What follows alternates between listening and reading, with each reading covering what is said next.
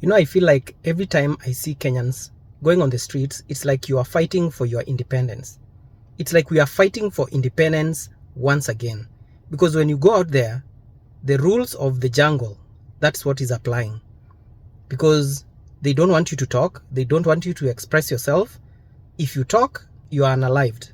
It is actually very similar to when we had the Mau Mau movement.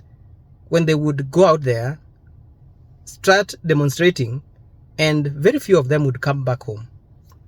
It is the same thing, and the rules and the law applies only when it is them, when it is working for them.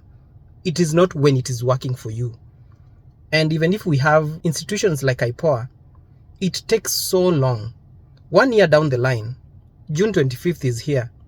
We still don't have, we still don't have anyone who has been taken to court and prosecuted because of what happened last year. Now we have other cases that they are saying they are fast tracking. It seems like something is happening until something else happens, and then we forget we were supposed to follow up this thing. That just reminds me of the fight for independence. We are fighting to get away from these kind of politicians. Politicians that speak like this.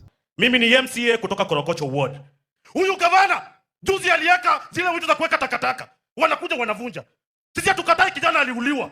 Lakini huyo Ojwang aliuliwa ndio gari ya mtu ichomwe. Ojwang aliuliwa ndio Nairobi yangamizwe. Sakaja, umepatiwa point. Panga vijana na polisi, ule anakuja kuleta ujinga, tutamenyana. Wakale ya mwisho, Wakale, mnanisikia vizuri? Mimi nakwambia kama Raila angekuwa rais, alafu watu wanaleta nyenyenye, ni makofi. Nini mnaleta mchezo? Huyu kijana ni wenyu. If you cannot protect William Ruto, shauri yenu. And also to fight against politicians who say things like this. Alafu washenzi wengine wanasema ati Kasongo Ruto must go. Kumba nina zenu hao ambao wanasema hivyo. Kwani amekaa kwa kiti ya mama yako ama baba yako? And also governors or politicians who say things like this. Hawa watu wa kelele niachiwe mimi. Nipelekane na wao, nikanyange shingo, akipumua na kanyanga tena. Niendelee nisiendelee? You wonder, the laws don't apply when like the news today was a huge culmination, just giving you summaries of the realities and the fakes. You watch the reality and then the fake person comes and talks and says that this is what actually happened. We didn't have any kind of goons. We were not working with them. They were not riding next to us. There were no goons around the police. The police were working independently. There's a team we have set to ensure we see, or rather we determine, what is it that made them to be together. Because goons were not even in our briefing. Also, just as said, it was even difficult to realize between the goons and the protesters. But the reality is, these people were working together. It's on camera. But those cameras mean nothing to them.